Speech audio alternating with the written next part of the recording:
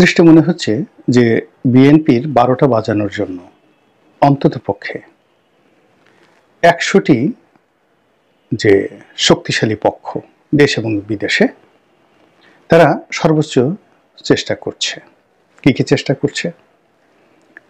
এই দলটির সুনাম এবং সুখ্যাতি যেন নষ্ট হয়। সুনাম এবং সুখ্যাতি নষ্ট হওয়ার জন্য জনগণ যেন অধৈর্য হয়ে পড়ে, দশমুখে বদনাম করে। এই জন্য সারা বাংলাদেশে যে সকল নোংরা কাজ আছে, যেগুলো ছাত্রলীগ করত, যুবলীগ করত, এই সকল কর্মকাণ্ডের সঙ্গে বিএনপির নামধারী যে সকল লোকজন রয়েছে, কিন্তু ভালো মানুষ না, বিএনপি হয়তো করে বা বিএনপির নাম ভাঙিয়ে তারা দলবাজি করছে। এই শ্রেণীটি দেশের পথে ঘাটে মাঠে এমন সব কর্মকাণ্ড করছে এবং সেগুলো যেভাবে পরিকল্পিতভাবে আবার প্রতিটি কর্ম পেপার পত্রিকা আসছে লিড নিউজ হিসাবে। তো প্রথমে কাণ্ডগুলো ঘটানো হচ্ছে, যেমন ধরুন চাঁদাবাজি। তারপরে একটা চাঁদাবাজি নিয়ে বলল যে সিদ্ধান্ত হয়েছে ময়লা সরানোর কাজটি অমুক দল করবে। খবর মানে প্রথমে একটা ঘটনা ঘটলো, তারপরে আবার এটাকে পত্রিকায় ছাপানো হলো। দ্বিতীয়ত কিছু কিছু জায়গাতে যেগুলো ভীষণ রকম বদনাম হয়, যেমন মাছ চুরি। তো মাছ চুরি করবে, তারপরে গরু চুরি, ছাগল চুরি।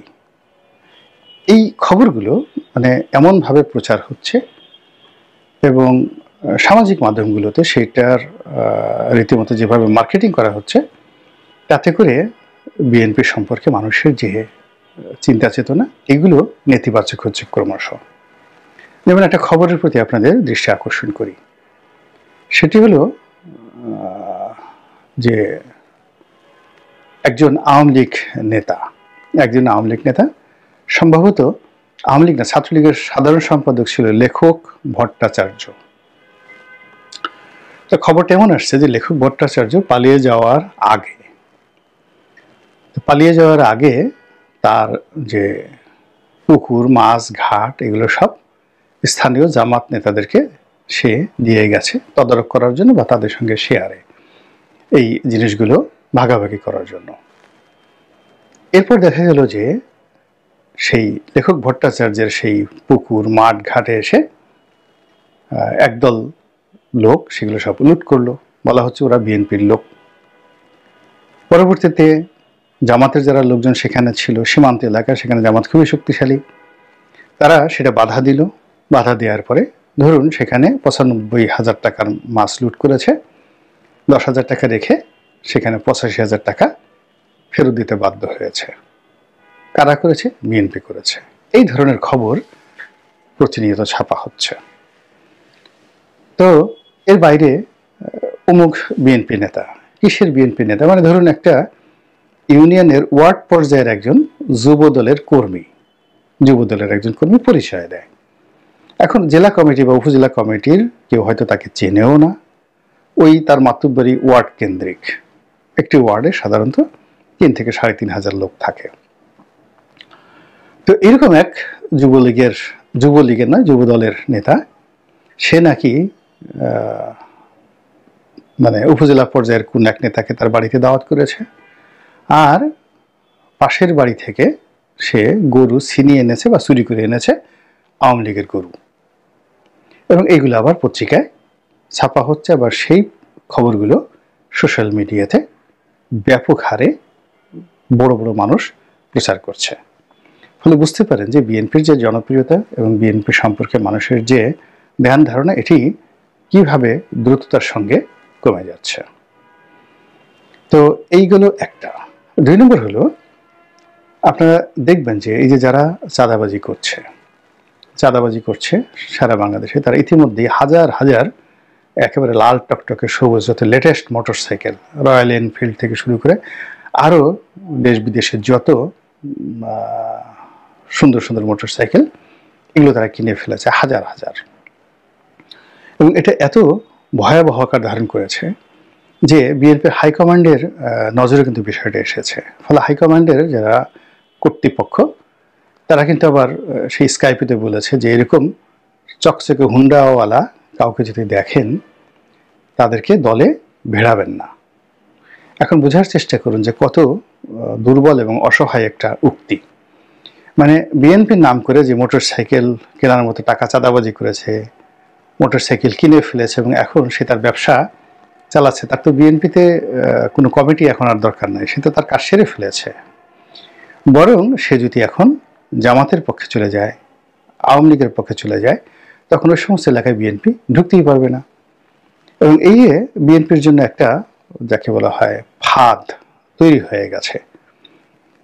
এটা বিএনপি চাক বা না চাক, করুক বা না করুক, এই ফাঁদের কবলে পুরো সংগঠনটিকে দুর্ভোগ দুর্দশা পোহাতে হচ্ছে। এরপর যেটি হচ্ছে সেটি হলো ছাত্রলীগ, যুবলীগ, আওয়ামী লীগ, তাদেরকে আশ্রয় দেওয়া, প্রশ্রয় দেওয়া নিয়ে বাংলাদেশের দুটো রাজনৈতিক দল, বিশেষ তিনটি রাজনৈতিক শক্তি এই মুহূর্তে, সেটা হলো সমন্বয়ক যারা আছেন সরকারপন্থী, তারা যে নতুন রাজনৈতিক দল করতে চান তারা, দ্বিতীয়ত কোনো কোনো এলাকাতে জামাত, তৃতীয়ত বিএনপি, চতুর্থত জাতীয় পার্টি। তারা আওয়ামী লীগের অচেনা মুখ অথচ শক্তিশালী, তাদেরকে নিজ দলে আশ্রয় দিয়ে পরস্পরের বিরুদ্ধে, রাজনৈতিক প্রতিপক্ষের বিরুদ্ধে ব্যবহার করার জন্য সারা বাংলাদেশের অন্তত লক্ষ লক্ষ পয়েন্টে লক্ষ লক্ষ ঘটনা প্রতিদিন ঘটছে। এবং এই ঘটনায় কে কতটা লাভবান হচ্ছে সেটা বলা যাচ্ছে না, কিন্তু বিএনপি এর দ্বারা মারাত্মকভাবে ক্ষতিগ্রস্ত হচ্ছে। কেননা দল করার জন্য, সংখ্যাগরিষ্ঠতা পাওয়ার জন্য বা ভোটের মাঠকে আকৃষ্ট করার জন্য বিএনপির এই মুহূর্তে আসলে আওয়ামী লীগের কোনো নেতাকর্মীর কোনো সহযোগিতা দরকার নেই। তো এই জিনিসগুলো হচ্ছে। এরপরে যেটি হচ্ছে সেটি হলো রাজপথের যে ছোট ছোট খুচরো দল আছে, সংগঠন আছে, এই যারা বাংলাদেশে দীর্ঘদিন ধরে, গত 20-30 বছর ধরে রীতিমতো মুনাফিক হিসেবে পরিচিত, এরা ডিজিএফ এর কাছ থেকে টাকা নিয়েছে। সে এরশাদ জমানা থেকেই হয়তো এদের অনেকের জীবন শুরু। কেউ গৃহপালিত বিরোধী দল হয়েছে, কেউ গালাগাল পার্টি হয়েছে, কেউ নাসনেওয়ালি পার্টি হয়েছে। এরকম 80-র দশক থেকে আজ অবধি বিভিন্ন গোয়েন্দা সংস্থার কাছ থেকে টাকা নেওয়া, তারপরে বিভিন্ন সময় যারা ক্ষমতাধর ছিলেন, এই ক্ষমতাধরদের যাকে বলা হয় লাঠিয়াল হিসেবে, ভাড় হিসেবে, ঘেটুপুত্র হিসেবে যারা ব্যবহৃত হয়েছেন, একেবারে বুড়া থেকে শুরু করে গুড়া পর্যন্ত, আজকের দিন পর্যন্ত, এই লোকগুলোকে বিএনপির পিছনে লেলিয়ে দেওয়া হয়েছে অনেকটা মুনাফিকি করার জন্য। তারা বিএনপির সঙ্গে ঐক্য করতে চায়, বিএনপির সঙ্গে বৈঠক করতে চায় এবং তাদেরকে যেন বিএনপি নেয়, এজন্য আবার বিএনপি যারা প্রতিপক্ষ তারা কাউন্টার বিভিন্ন রকম শোডাউন করছে। শোডাউন করে নিজেদের লোকদেরকেই বিএনপির কাছে পৌঁছে দিচ্ছে। এবং বিএনপির যে নেতারা যে সকল কথা বলছে, তারপরে তাদের যে বৈঠকগুলোতে যে সকল কথাবার্তা হচ্ছে, এমনকি শীর্ষ নেতৃত্ব যে সকল স্পর্শকাতর কথাবার্তা বলছে, মুহূর্তের মধ্যে এটা বিএনপির প্রতিপক্ষের কাছে চলে যাচ্ছে এবং সেখানে যথেষ্ট হাস্যরসের সৃষ্টি করছে। এরপরে বিদেশি যে রাষ্ট্রগুলো রয়েছে, পাকিস্তান, তারপরে সৌদি আরব, তুরস্ক, চীন, ভারত, এরা সবাই বিএনপিকে নিয়ে এখন খেলছে। তারা আওয়ামী লীগকে যেভাবে বিশ্বাস করতো না, বিএনপিকে কিন্তু তারা বিশ্বাস করছে না। বরং বিদেশি যে রাষ্ট্রগুলো আছে তারা কোনো অবস্থাতে বাংলাদেশ স্ট্যাবল হোক এটা তারা চাচ্ছে না।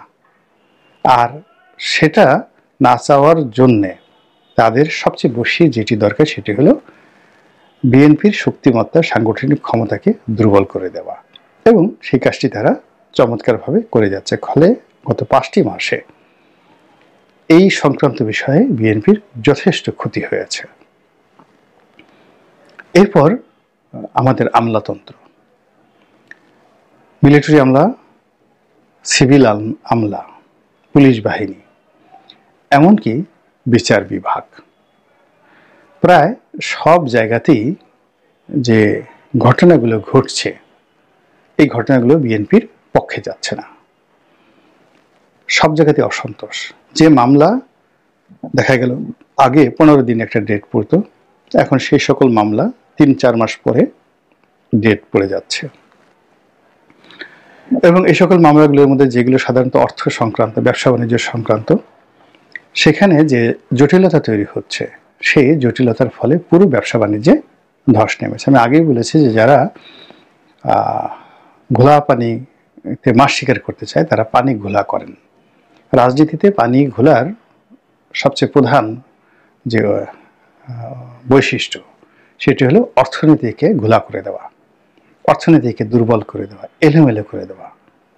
তাহলেই মানুষ তার যে ব্যাড ক্যারেক্টারিস্টিক্স সেটাকে সে বাস্তবায়ন করাতে পারে।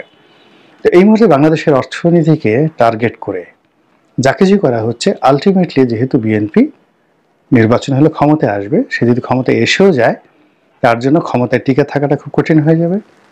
আর যদি এই অর্থনৈতিক সংকটটা দুর্ভিক্ষে পরিণত হয়, বিশৃঙ্খলায় পরিণত হয়, হাপিত্যেশে পরিণত হয়, মানুষ নির্বাচন তো দূরের কথা, ওদিকে যাওয়ার মতো কল্পনাও কেউ করতে পারবে না। কোনো মাসে যদি সরকারি কর্মকর্তাদের বেতন এখনই বাংলাদেশে 2 মাস বেতন হচ্ছে না সচিবালয়ে, এবং এই পরিস্থিতিতে যেতে খুব বেশি সময় লাগবে না, তখন বিএনপির কোনো লোক যদি বলে নির্বাচন চাই, সচিবালয়ের সব লোক বের হয়ে গিয়ে বিএনপির অফিসে তালা দিয়ে আসবে সঙ্গে সঙ্গে। এখন এই যে একটা অর্থনৈতিক অব্যবস্থাপনা থেকে শুরু করে পুরো পরিবেশ এবং পরিস্থিতি বিএনপির যে প্রতিকূলে চলে যাচ্ছে, এর থেকে বের হওয়ার জন্য বিএনপি স্থানীয়ভাবে চেষ্টা করছে, সবাই চেষ্টা করছে। এখন সেই চেষ্টা বাস্তবে কতটা সফল হয় এবং বিএনপি যে ভাবমূর্তি সংকটে পড়েছে সেখান থেকে তারা কিভাবে বেরোতে পারে, অথবা যারা বিএনপির 12টা বাজানোর জন্য সর্বশক্তি নিয়োগ করছে তারা কতটুকু সফল হয়, ব্যর্থ হয়, এটাই এখন দেখার বিষয়। মহান আল্লাহ আমাদের সবাইকে হেদায়েত দান করুন এবং হেফাজত করুন। আসসালাম।